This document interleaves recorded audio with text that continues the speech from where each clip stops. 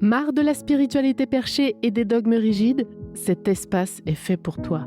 Ici, on parle médiumnité sans chichi, intuition sans pression et éveil spirituel ancré dans le réel.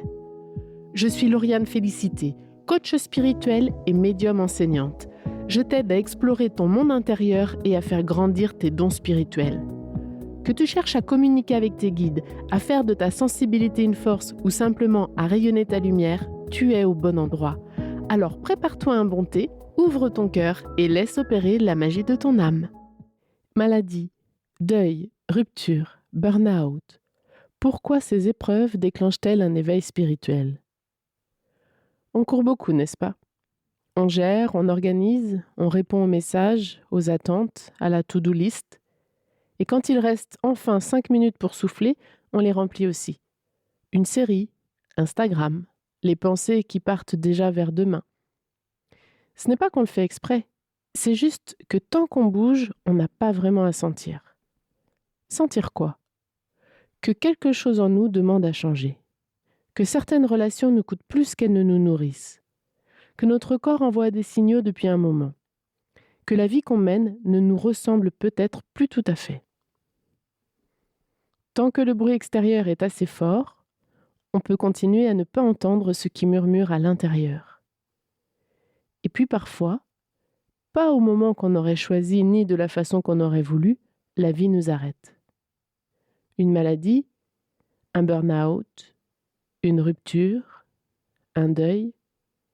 Et dans cet arrêt, quelque chose remonte. Des émotions qu'on avait tenues à distance. Des questions qu'on avait repoussées à plus tard. Et parfois, et c'est précisément ce dont on va parler aujourd'hui, une espèce de sensibilité nouvelle. Des rêves plus intenses, des coïncidences qui n'ont pas vraiment l'air d'en être, une sensation de présence, des intuitions qu'on n'avait pas avant, et des questions qui arrivent comme ça, souvent la nuit. Est-ce que la vie a un sens plus profond? Est-ce que quelque chose continue après la mort? Pourquoi j'ai l'impression que quelque chose s'est ouvert en moi, précisément maintenant, au moment où tout vacille? C'est pour ça que j'ai voulu créer cet épisode. En fait, 2 épisodes, parce que le sujet est trop important, trop délicat pour être traité rapidement. Aujourd'hui, dans cet épisode, on va essayer de comprendre pourquoi une maladie, un deuil, une rupture ou un burn-out peuvent déclencher ce qu'on appelle un éveil spirituel. Ce qui se brise, ce qui s'effondre et ce qui, paradoxalement, peut commencer à s'ouvrir. Et dans le prochain épisode, on verra comment traverser cette ouverture sans perdre pied, sans interpréter chaque événement comme un signe du cosmos et surtout sans laisser le monde spirituel vivre ta vie à ta place. Parce qu'une épreuve peut créer une brèche, mais quand cette brèche s'ouvre, encore faut-il apprendre à marcher avec la lumière qui commence à y entrer. Moi, cette brèche, je l'ai rencontrée très jeune. J'ai grandi dans une enfance difficile, avec beaucoup de solitude, de longues périodes enfermées dans ma chambre sans vraiment avoir quelqu'un à qui parler de ce que je ressentais. Alors comme je ne pouvais pas agir sur ce qui m'arrivait, j'ai commencé à réfléchir, à me poser des questions, de grandes questions pour une enfant. Pourquoi ça m'arrive à moi? Pourquoi certaines personnes souffrent plus que d'autres? Est-ce que la vie a un sens? Et est-ce que tout ça s'arrête vraiment au moment de la mort?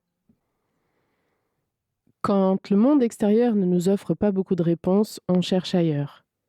Et dans ce silence-là, ma vie intérieure a pris énormément de place. C'est aussi à cette période que j'ai commencé à percevoir les défunts. Et qu'une voix a commencé à se manifester. Une voix que je reconnaissais sans savoir d'où elle venait, qui venait me dire que je serais plus heureuse quand je serais grande. À l'époque, je ne savais pas quoi en penser. Je n'avais pas les mots pour nommer ce que je percevais. C'est bien plus tard, adulte, en approfondissant mon chemin spirituel, que j'ai compris que cette voix était celle de mes guides.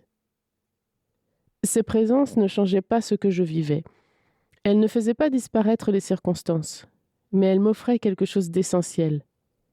La sensation de ne pas être complètement seule, que mon histoire ne s'arrêtait pas à ce que je pouvais voir autour de moi.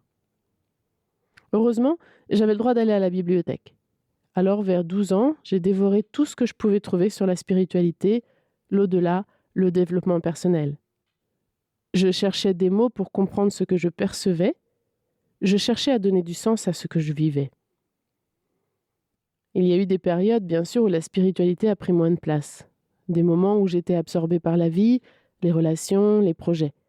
Mais ma conviction profonde qu'il existe quelque chose de plus vaste que ce que nos yeux peuvent voir, ça ne m'a jamais vraiment quittée.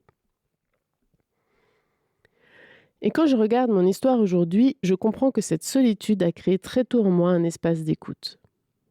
Je ne dirais jamais que la souffrance était nécessaire ou qu'elle m'a été envoyée pour me rendre spirituelle, non. Mais je peux reconnaître qu'au milieu de cette solitude, une porte s'est ouverte, vers mon monde intérieur, vers l'invisible, et vers cette part de moi qui cherchait déjà à comprendre qu'elle appartenait à quelque chose de plus grand. Ce que bouleverse la maladie, le deuil, la rupture et le burn-out. Moi, cette brèche, je l'ai rencontrée tôt, très tôt. Mais pour beaucoup d'entre vous, elle s'est ouverte plus tard, à la suite de ce que j'appellerais un véritable tremblement de terre intérieur. Et ce tremblement de terre, il peut prendre tellement de formes différentes. Un licenciement brutal, un accident, une fausse couche, une trahison, un déracinement, la perte soudaine de tout ce qui nous donnait un sentiment de stabilité. Il existe beaucoup d'expériences capables de couper une vie en deux, un avant et un après. J'ai choisi de m'arrêter aujourd'hui sur 4 d'entre elles. La maladie, le deuil, la rupture et le burn-out. Parce qu'elles reviennent encore et encore dans les récits d'éveil spirituel que j'entends. Ces expériences sont très différentes, elles ne touchent pas le même endroit en nous, mais elles ont toutes un point en commun. Elles interrompent brutalement le scénario qu'on avait imaginé pour notre vie. La maladie d'abord. Je ne parle pas d'un rhume, je parle de ces maladies qui t'obligent réellement à t'arrêter. Celles qui bouleversent ton quotidien, qui réduisent ton énergie, qui t'empêchent parfois de continuer à travailler, à prendre soin des autres, à vivre comme avant. Soudain, ton corps te rappelle qu'il a ses propres règles. Tu avais l'habitude de lui demander de suivre, de tenir, de s'adapter. Tu comptais sur lui sans même y penser. Et puis du jour au lendemain, tout ce que tu croyais acquis, ta santé, ton autonomie, ta capacité à tout gérer, devient incertain. Et ça ne touche pas uniquement le corps. Ça vient questionner quelque chose de bien plus profond. Qui suis-je quand je ne peux plus faire ce que je faisais ? Qui suis-je quand j'ai besoin d'aide ? Quand je ne peux plus produire, avancer, répondre aux attentes ? Qu'est-ce qui reste de moi quand mon corps ne me permet plus d'être celle que j'étais ? La maladie nous confronte à notre vulnérabilité, à la fragilité de l'existence, à cette vérité qu'on préfère souvent oublier que tout peut changer très vite et que tout ce qu'on remettait à plus tard devient soudain beaucoup plus présent. Le deuil ensuite. Quand quelqu'un qu'on aime disparaît, c'est pas seulement une personne qui s'en va. C'est tout un pan de sa vie qui s'effondre avec elle. Des habitudes, des projets, des conversations qu'on n'aura plus, une voix qu'on ne peut plus appeler, une présence qu'on ne peut plus toucher. Et à cet instant, des questions qu'on avait réussi à tenir à distance deviennent inévitables. Où est cette personne maintenant ? Est-ce que quelque chose d'elle continue d'exister ? Est-ce qu'elle peut encore me voir, m'entendre ? Est-ce que les signes que je reçois viennent vraiment d'elle ? Ce n'est plus une curiosité intellectuelle, c'est une nécessité. On cherche une réponse capable de rencontrer notre amour, notre manque, et cette intuition profonde que le lien, lui, ne peut pas simplement avoir disparu. C'est pour ça que tant de personnes s'intéressent à l'au-delà ou à la médiumnité après un deuil.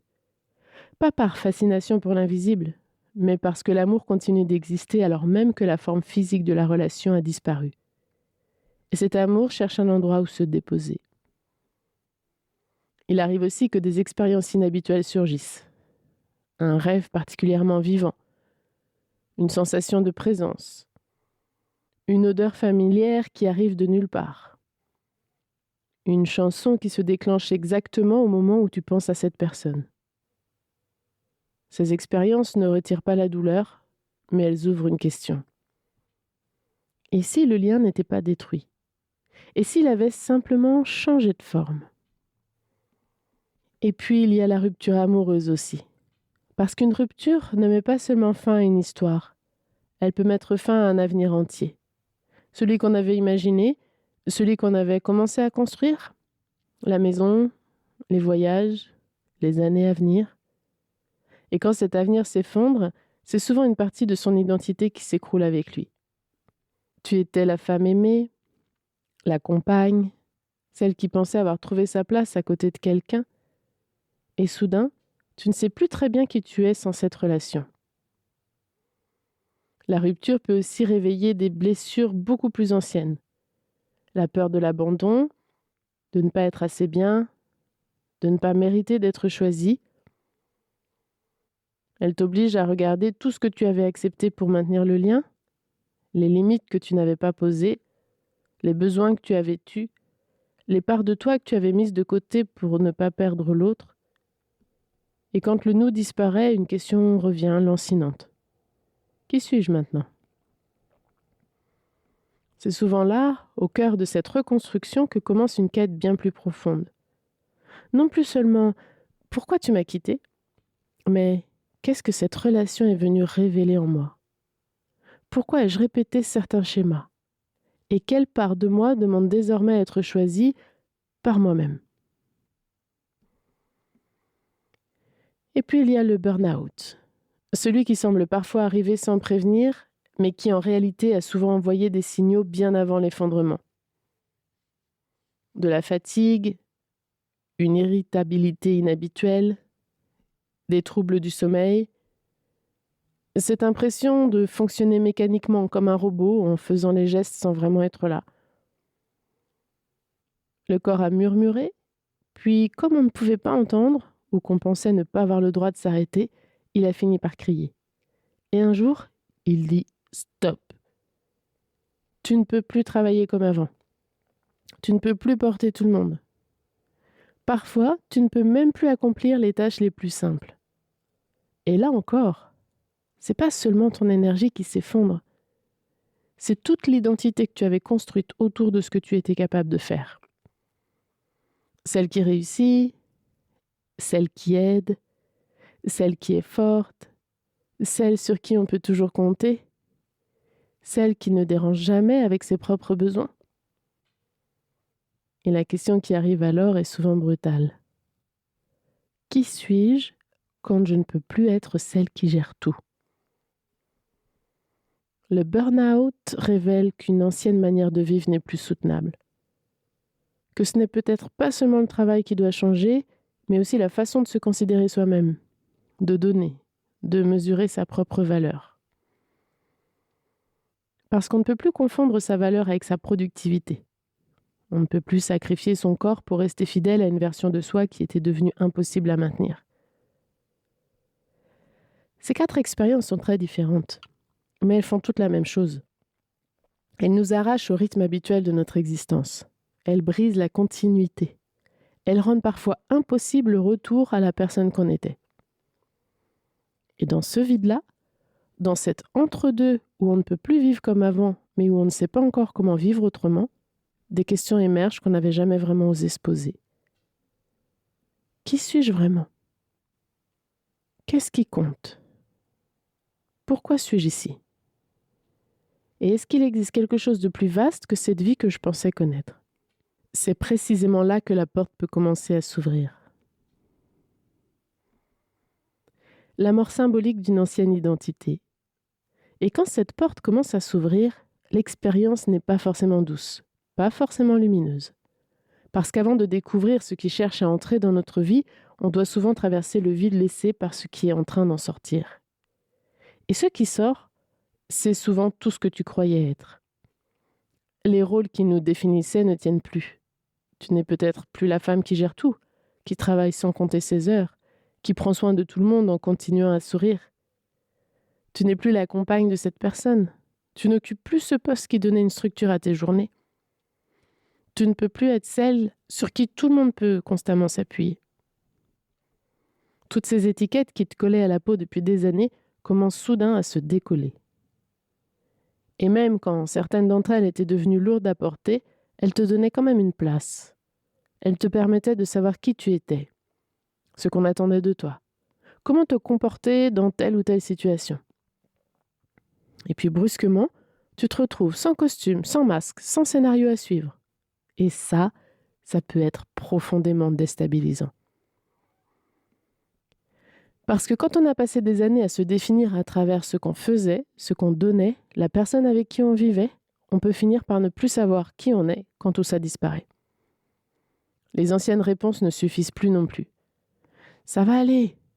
Il faut avancer. Pense positif. Tu dois rester forte. Ces phrases, elles sont peut-être dites avec de bonnes intentions, mais elles ne rejoignent pas la profondeur de ce qu'on traverse. Elles sonnent creux. Parce qu'on ne cherche plus seulement à aller mieux, on cherche à comprendre. On a besoin de quelque chose de plus vrai, de plus profond, mais on ne sait pas encore exactement quoi. Alors pendant un temps, on ne sait plus qui on est. On se réveille le matin et sa propre vie semble étrangère. Les choses qui motivaient avant ne produisent plus le même effet. Les envies changent. Les priorités deviennent floues. Ce qui paraissait essentiel quelques mois plus tôt perd soudain toute son importance. On regarde parfois sa propre existence comme si elle appartenait à quelqu'un d'autre. C'est un passage que certaines traditions ont nommé. On en parlera dans un instant. Mais avant, je veux juste qu'on reste un moment ici, dans ce lieu de flottement, de perte de sens, de profonde remise en question. Parce que c'est souvent précisément là que quelque chose de nouveau commence à se manifester. Quelque chose de plus silencieux, de plus intérieur, de plus vrai peut-être. Une sensibilité qui s'amplifie, une perception qui s'affine, une voix intérieure qu'on entend pour la première fois ou qu'on entend enfin parce que pour la première fois, il y a assez de silence pour qu'elle puisse se faire entendre.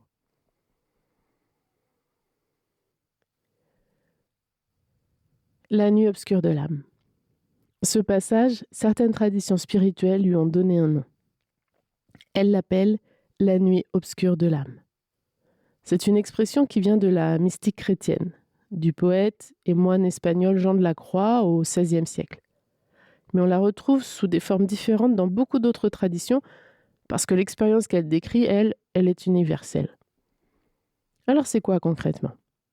C'est ce moment où tout ce qui nous structurait intérieurement semble se dissoudre en même temps. Nos certitudes, nos croyances, notre sens de qui on est. Parfois même notre foi, quelle qu'elle soit. Tout ce qu'on pensait savoir sur la vie, sur soi-même, sur ce qui compte vraiment, vacille, ou alors ça tombe.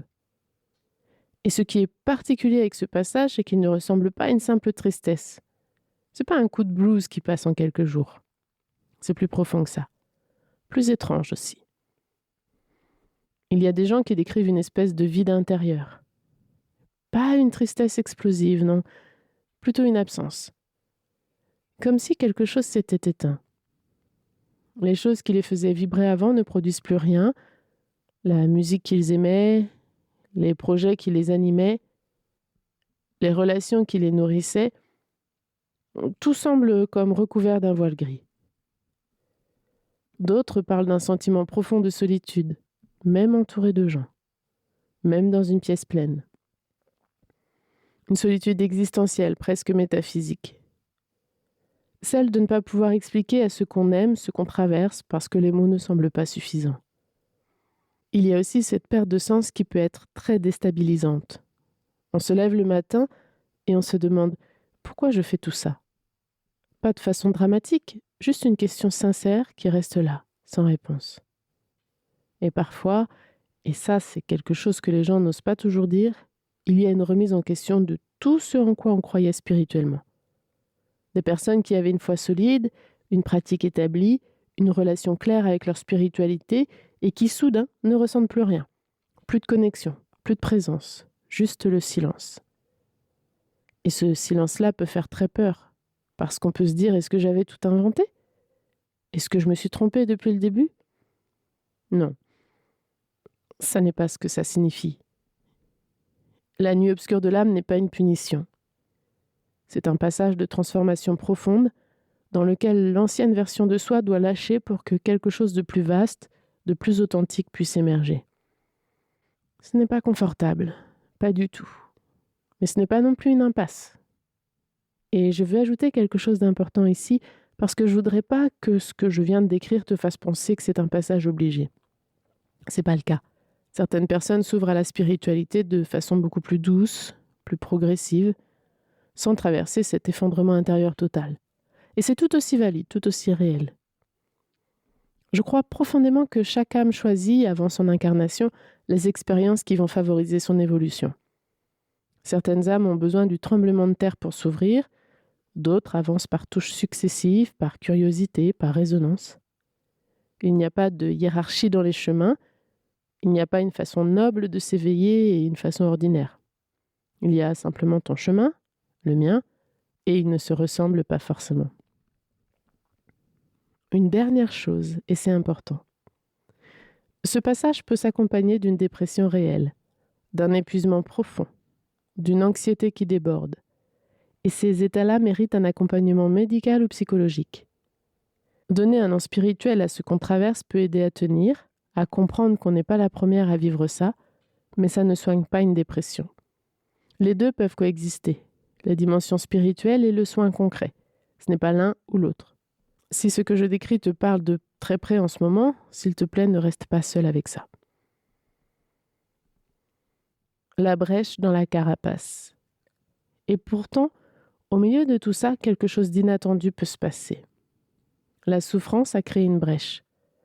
Une brèche dans cette carapace qu'on avait construite au fil des années, souvent sans même s'en rendre compte.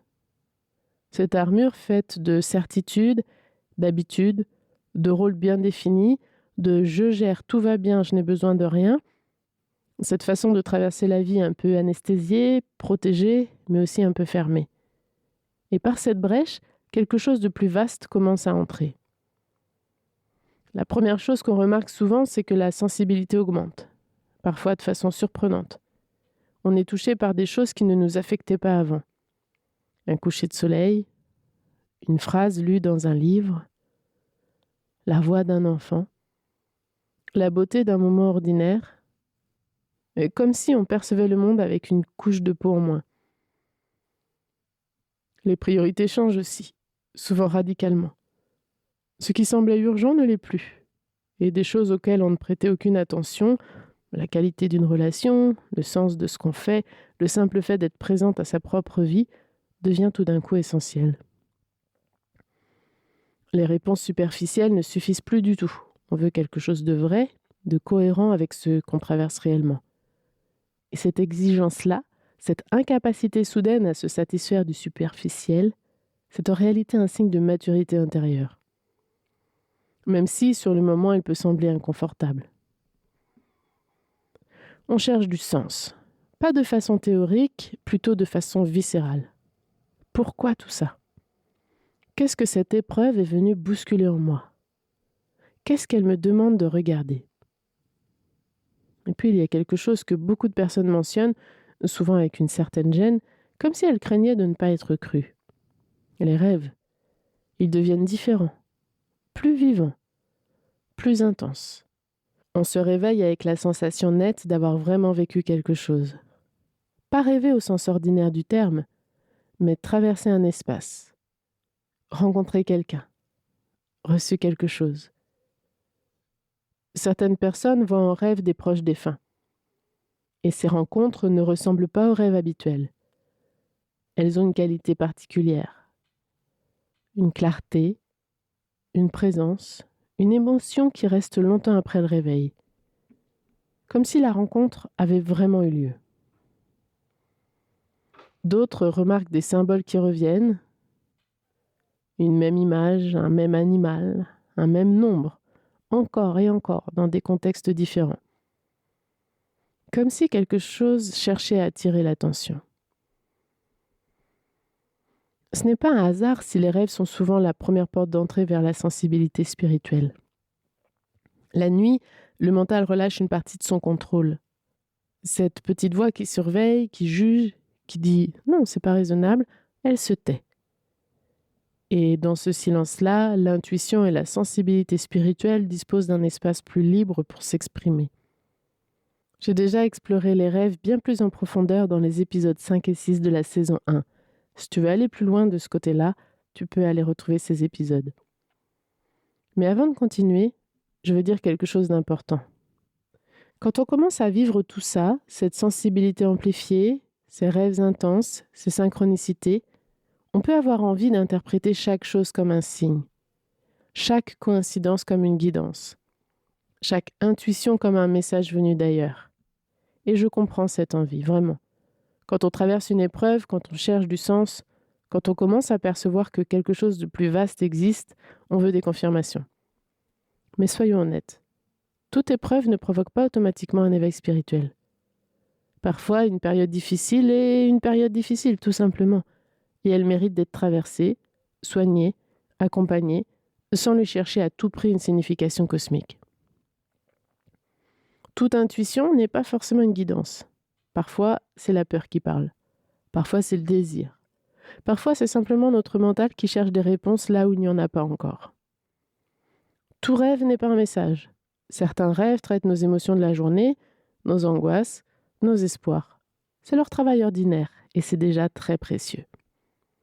Et la souffrance, je veux être très claire là-dessus. La souffrance n'est pas forcément envoyée par l'univers pour nous enseigner quelque chose. Cette idée peut devenir très culpabilisante. Elle peut amener à se demander « Qu'est-ce que j'ai fait pour mériter ça ?» Et ça, c'est pas sain. Les épreuves font partie de la vie. Certaines peuvent devenir des catalyseurs d'éveil, mais elles ne sont pas des punitions. Ce qui compte, c'est le discernement.